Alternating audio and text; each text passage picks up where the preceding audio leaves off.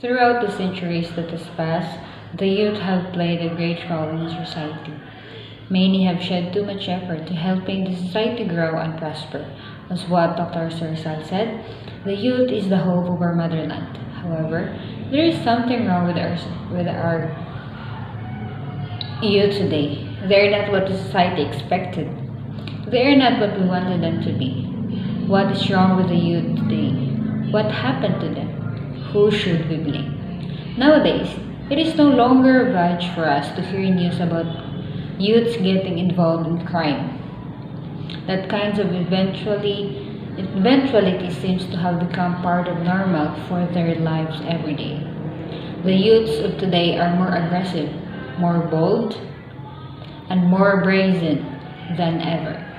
They seem to be not afraid of anything or anyone. They tend to challenge every authorities, from family to government authorities alike. Youths of today, modern age, is too far from being the motherland's hope. The way they act right now, which is so reckless and dumb, could get them into trouble. In my opinion, it's because of what the youth see in the society. They see crimes and destructions on the streets and see maltreatment from their parents and their homes. They see things they are not supposed to see, and they hear language they are not supposed to hear. And that what's had been driving these troubles with the youth today. They see these things at a young stage and they think it's right. So they do it, they imitate, and they live by it. For our youth to get back to the best of who they are, for them to what we wanted them to be, and for them to become youth as the society expected them to be.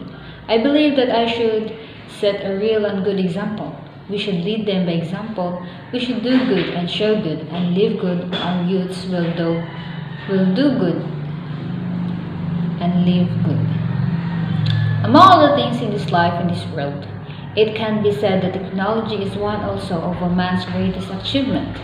From the simplest machines to the most complex computer systems, the advent of technology has paved the way for a man's society's great leap forward. But how technology affects in our life?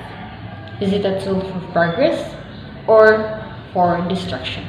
Technology has been a pivotal element in the fast amazing progress of human living in society. It has elevated the way of living of many people. It has made buildings for everyone and has made great things that we now use in our daily lives. While many believe of technology to be an advantage to the society, on the other hand, I believe it to be disadvantage. I do not deny that technology has improved our lives in the past years since its surfacing. It gave us the ability to do work automatically. However, I stand that technology is a power far too great to contain in a box. While it made life easier, it also made life unsafe. This is due to some people who has tend to misuse the power of technology. Others build or invent new inventions for the greater good while there is also others build or invent new inventions for the greater good while there is also others who choose to use it as a weapon. Some use to create biochemical weapons to instill fear among many people, to terrorize, to disturb the peace. I believe that in terms of technology, we should make sure that we are capable and responsible enough to handle its consequences. The preservation of biodiversity. Biodiversity refers to diversity of life. It refers to our environment and everything that dwells in it.